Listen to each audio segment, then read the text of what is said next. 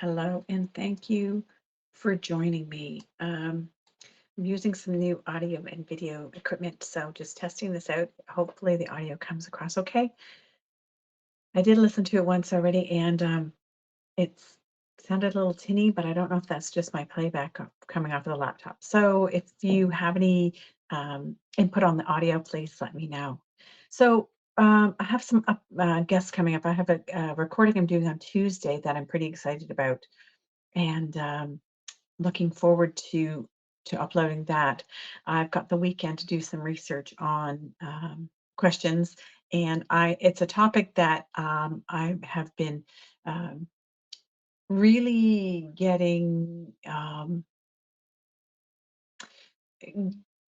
a lot of information on, having to do more, in this dating world, and um, um, the how things are going with humanity. I think getting we're at situation critical. A lot so with men. I mean, not to say that women don't have their issues. That's not even what I'm saying at all, because we know that that's not true. But I feel like men, because of some hard wiring, um, are at a place where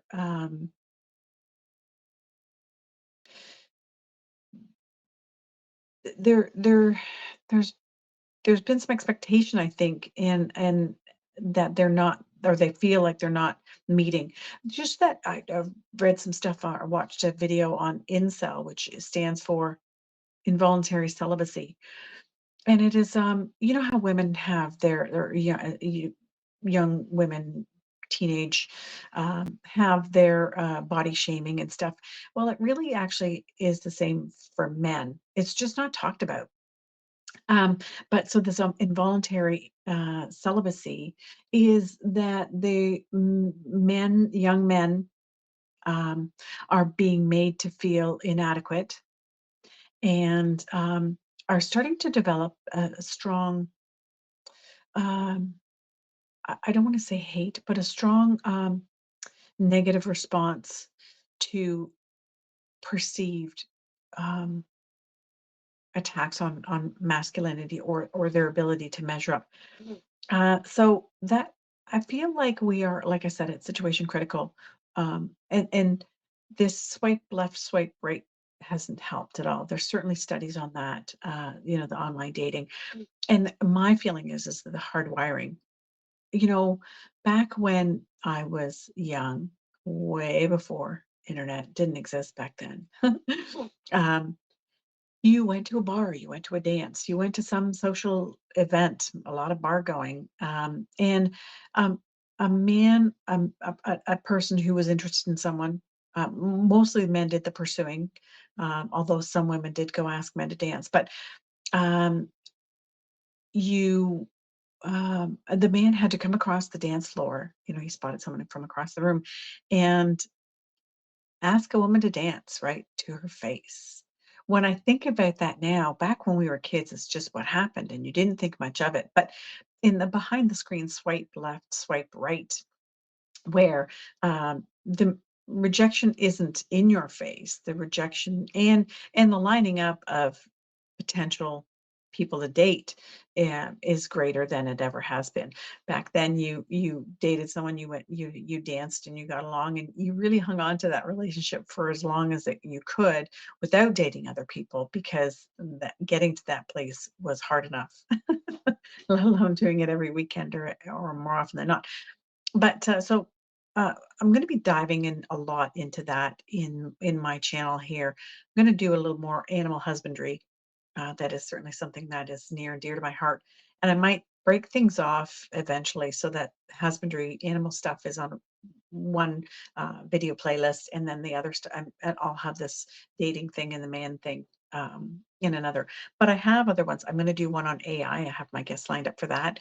Um, and yeah, as because I'm not of this era, I think in diving into uh, the whys. For me, when I see something that is constantly in my face, or is piling up, that it's piling up. I have to dig into it. The the state of people working and then not people working, that's another one I'm gonna dive into, in millennials, because, again, that was something that I had to dive into, millennials and Gen Z was with baby boomers, Gen Z, millennials, and I forget what's after that. I think I posted that on Facebook. I should post it up here as well so people can refer to that generational thing, because that's a new thing that I think it's not common knowledge who fits into what birth rates or birth, groupings fit into what one. But so I'm rambling, as I always do. So what I came on today to talk about was, first of all, my guest on Tuesday that I'm excited about, but the fact that I know I'd mentioned before that this channel's been 2 years in the making, and really because everyone's doing a YouTube channel, everyone's doing a podcast, and what is it that I'm bringing to the table? Legit questions, all I can say is I feel like, I have something to say, and that people might potentially be interested in listening to it. Um, so December 15th, these are my scribblings from a year ago. Today's December 14th, so almost exactly a year ago. Like I said, I've been working on this for a while. So here's my notes on my videoing and trying to prep for the channel. And some of the things that I've written down was, what have I done that I may not feel is impressive, but others may? And this is me a lot of the time. I just navigate my life and do things that are l- maybe a little bit courageous, a little bit not the norm. And because I have people message me privately and saying, wow, I mean, I can't believe you just did that, or, moved here, or, cut your ties and did this. Um, like I said, I've lived a life that's different than, a lot of people. Never had kids, never been coupled. So, well, short marriage, but it's allowed me to make decisions that other people don't normally get to make, because they're, especially the kid thing, you're anchored for that, school, extracurricular activities like that plays a major role in, people's ability to just cut ties and go do something else, like move to California or move to the East Coast or whatever. So and another thing is, so what have I done that I may not feel is impressive, which is me. I don't feel anything I do is impressive, but others may. And how do I justify doing that? And is there something that I'm good at and passionate about, and that there may be other people that share that same passion? Um, so those were just a couple of the notes that I had written down. There's more, but I don't think they're so worthy of discussing here and now. But I have quotes too. I'm a quoteaholic. But one of the things I wrote down, and this was from my easy more than a year ago. I'm going to say a year and a half ago. I was listening to a podcast, I think, and I don't remember where I got this. This is five insecurities that all men have, and I don't remember, like I said, where I got this. And if anyone does know that, maybe you can chime in. So here are the five insecurities that I wrote down that all men have, and I feel like, as I navigate the dating world in these past few years, that I do find that I think this really does play a hardwiring critical role. Um, I think hardwiring has a lot to do with, how we navigate dating and how things go down.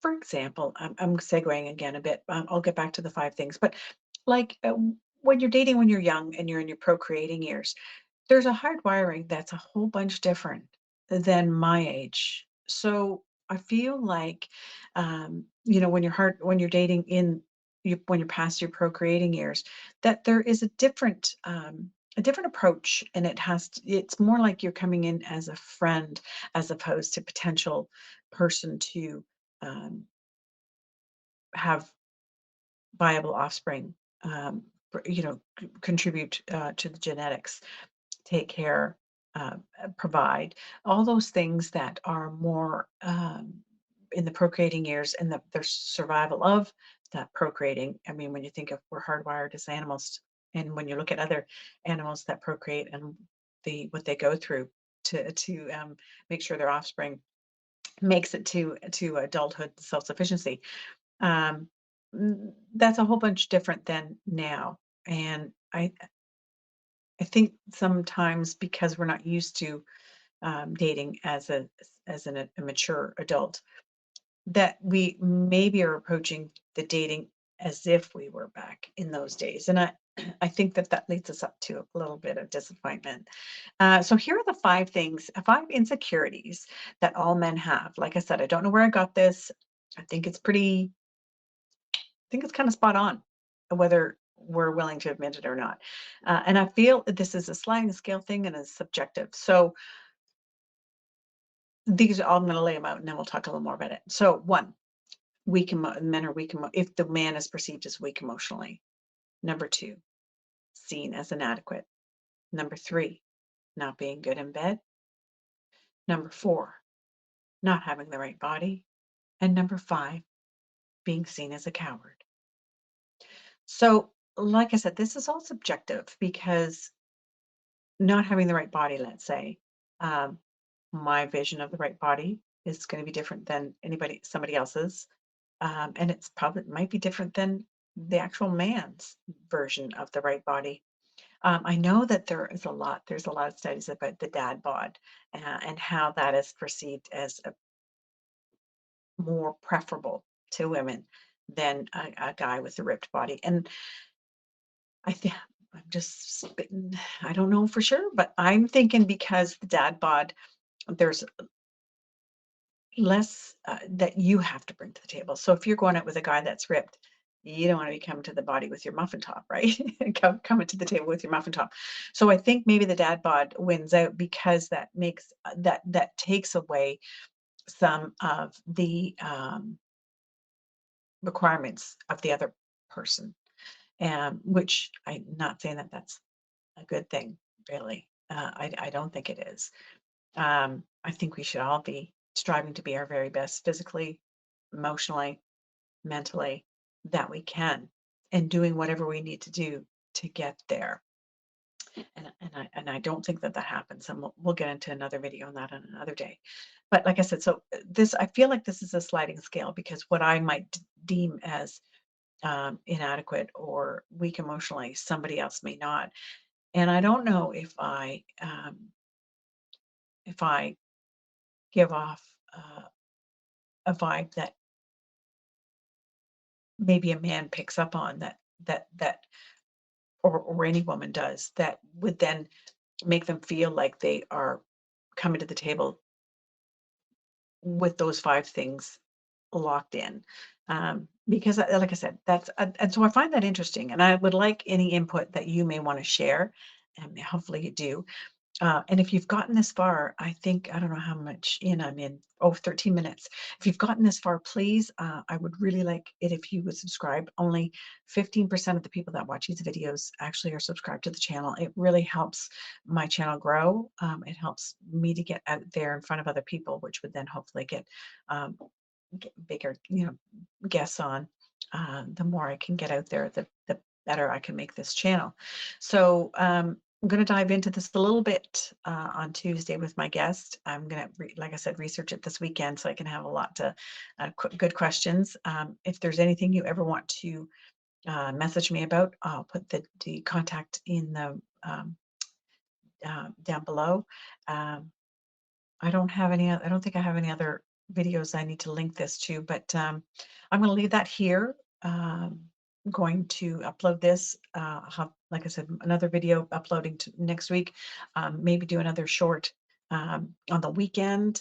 But as it stands now, I'll leave that here. And again, please subscribe, please share, and I'll see you next week. Bye for now.